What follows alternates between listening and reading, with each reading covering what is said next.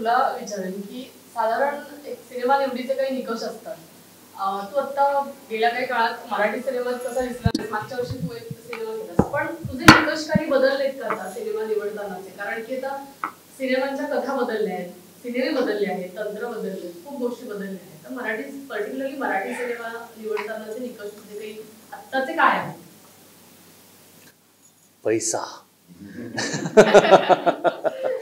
नाही, सी निकष ॲक्च्युली मराठी असो, हिंदी असो किंवा एकंदरीत काम असो, थिएटरच्या ग्रूमिंगमुळे म्हणा की कशामुळे म्हणा, पण मला वाटतं पहिल्यापासून सगळ्यात आधी तर कोण करतंय, ओके, आणि कोण काय गोष्ट मांडणार आहे. सो कधी कधी असं होतं गोष्ट आपल्याला खूप आवडते, पण मग आपण विचार करतो हा डिरेक्टर, त्याला भेटल्यानंतर बोलल्यानंतर लक्षात येतं नाही बाबा याला झेपेल असं वाटत नाही आहे, त्यामुळे आपण लांब राहूया.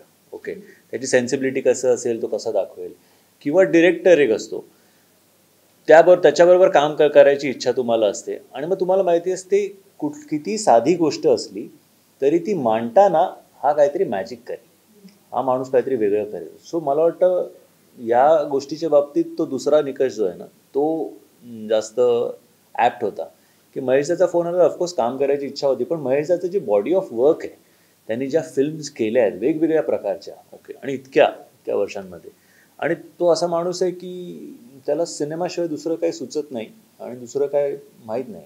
He eats drink स्लीप्स cinema. So त्यांनी गोष्ट जेव्हा सांगितली तेव्हा मला एकट्या क्षणी आवडली, कारण त्याचा साधेपणा वॉज, त्या गोष्टीचा was something which was very appealing. कारण हल्ली आपण कुछ और काहीतरी वेगळं पेक्षा मला असं वाटतं की आधी एक साधी गोष्ट तर बांधा, त्या वेगळ्या ह्याच्यामध्ये ती गोष्टच कधी कधी बांधली जात नाही.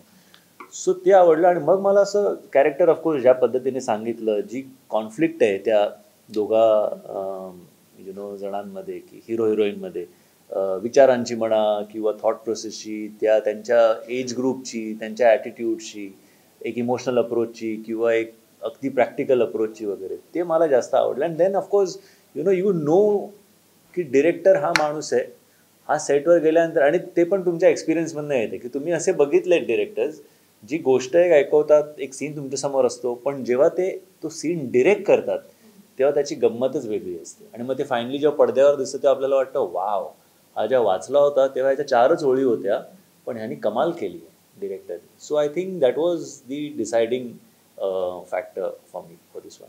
आणि तुझ्या भूमिकेबद्दल ऐकायला आवडेल, कारण की आम्हाला खूप वेगळ्या रूपात दिसतोय श्रेयस, तर तू कसा पोहोचलास त्या भूमिकेपर्यंत, कशी गवसत केली?